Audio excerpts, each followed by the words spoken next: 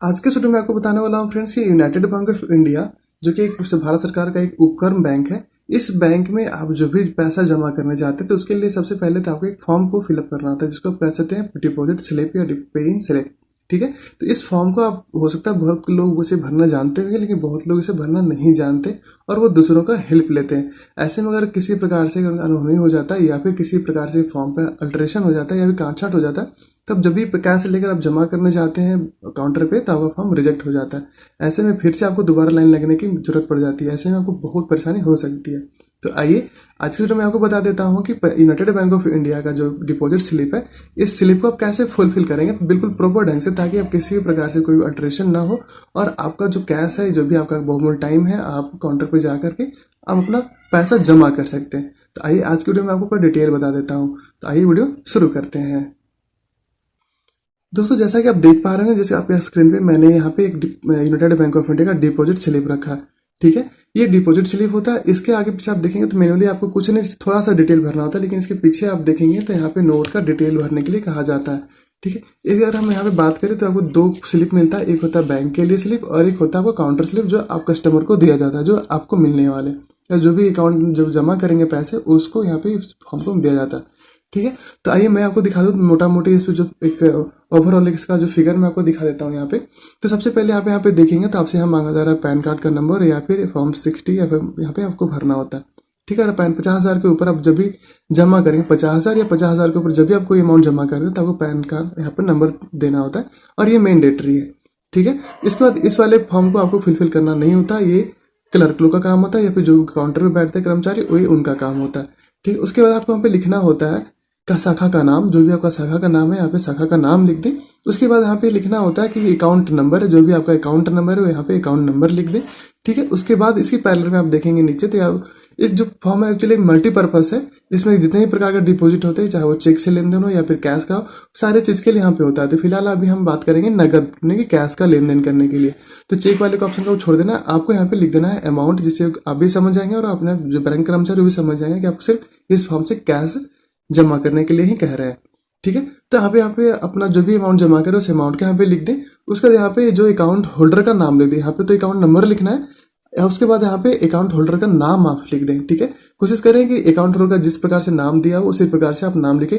उसके बाद कुमार कुमारी या फिर जो जिस तरह का जो टाइटल बिल का इस्तेमाल आप अगर किया हुआ तभी करें, अदरवाइज आप ना करें। जैसा वो मान लीजिए अकाउंट होल्डर का जब कंप्यूटर या जो सीबीएस में बैंक में अपना अकाउंट जो खुलवा है वो नीलम शर्मा के नाम से खुलवा रहा है और आप यहाँ पे नीलम कुमारी कर देते हो तो आपका जो फॉर्म है वो रिजेक्ट हो जाता है।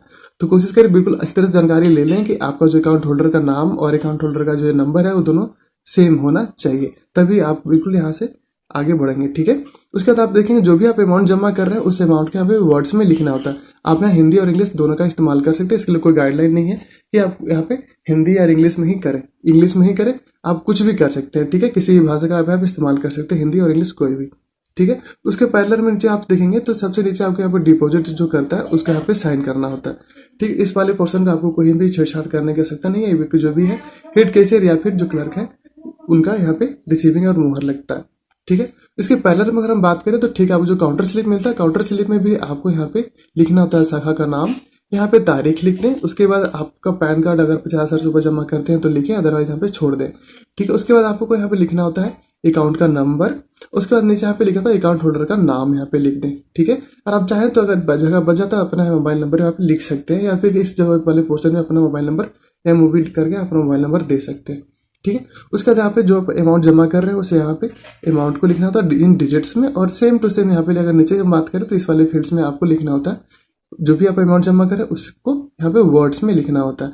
अगर हम बात करें पीछे का तो पीछे आपको नोट का डिटेल फुलफिल करना होता है कि जो आप नोट कौन कौन सा डिनोमिनेशन आप ब्रांच में जमा कर रहे हैं। जैसे कि 2000 का नोट कितने हैं आपके पास में, फिर उसके बाद आपको जो भी आपको नोट का जो डिटेल है आप यहाँ पे डिटेल यहाँ पे लिख दीजिए। 2000 का मैंने यहाँ पे एक नोट लिखा तो यहाँ पे मैं 2000 रुपये लिख दूंगा। उसी प्रकार से यहाँ पे सारा डिटेल लिखने के बाद यहाँ पे टोटल लिख दे। फिर इसे पैरेलल हम देखें तो आपको पैरेलल में भी यहाँ पे जगह मिल जाता है बैग में, ताकि आप भी अपने सहूलियत के लिए आप भी अपनी यादाश्त के लिए या फिर जब भी इन फ्यूचर का भी जरूरत पड़े तो आप यहाँ पे इसका इस्तेमाल कर सकते हैं, तो आपको यहाँ पे लिख सकते हैं। ठीक है, तो आइए मैं आपको वीडियो को ज़्यादा लंबा अगर हो जाता है तो मैं आपको मोटा मोटी यहाँ पे दिखाता हूँ फॉर्म को फिलअप करके कि क्या क्या मैंने फुलफिल किया। तो दोस्तों ये आपने देखा कि मैंने यहाँ पे यूनाइटेड बैंक ऑफ इंडिया का जो डिपॉजिट स्लिप होता है उसे कैसे फुलफिल करना होता है। बिल्कुल ईजी प्रोसेस है, बहुत ज़्यादा इसमें दिमाग लगाने की कोई बात नहीं है, बहुत आसान है। आप इसे बिल्कुल इजी तरीके से भर सकते हैं, लेकिन यहाँ पे ध्यान रखिए 2-3 चीज़ों का, जैसे कि आपका अकाउंट नंबर और अकाउंट नंबर का जो होल्डर का जो नाम है वो नाम, और जो भी आप राशि जमा कर रहे हो उस राशि का नाम यहाँ पे इन वर्ड्स में, और यहाँ पे जो डिजिट होता है वहाँ मैच होना चाहिए। अब नोट का देखेंगे तो दोस्तों पीछे में, तो पीछे में मैंने यहाँ पे नोट का डिटेल लिख दिया है। चाहे तो आप इसे लिख भी सकते हैं अपने हिसाब से, अपने सहूलियत के हिसाब से आप लिख दें। जो भी आप नोट जमा करो नोट का यहाँ पे डिटेल आपको लिखना होता है। नोट का डिटेल लिखने के बाद आपको यहाँ पे टोटल अमाउंट यहाँ पे लिखना होता है। तो आपने देखा कि ये जो डिपॉजिट स्लिप जो यूनाइटेड बैंक ऑफ इंडिया का था, इसे भरना बहुत ही आसान है। यहाँ बहुत ज्यादा यहाँ पे परेशान वाली को होने वाली कोई बात ही नहीं है। आप यहाँ बिल्कुल आसान तरीके से भर सकते हैं। तो उम्मीद है दोस्तों ये वीडियो आपको पसंद आया तो हमारे वीडियो को लाइक कीजिए, हो सके तो इस वीडियो को शेयर भी कीजिए, और इस तरह की लेटेस्ट जानकारी के लिए आप हमारे यूट्यूब चैनल को सब्सक्राइब भी कर सकते हैं। तो जो लाल वाला बटन है उसे सब्सक्राइब करें, साथ साथ बेल आइकन बटन भी प्रेस कर दे, ताकि इस तरह की लेटेस्ट वीडियो आपको मिले सबसे पहले। तो मिलते हैं अगली वीडियो में, तब तक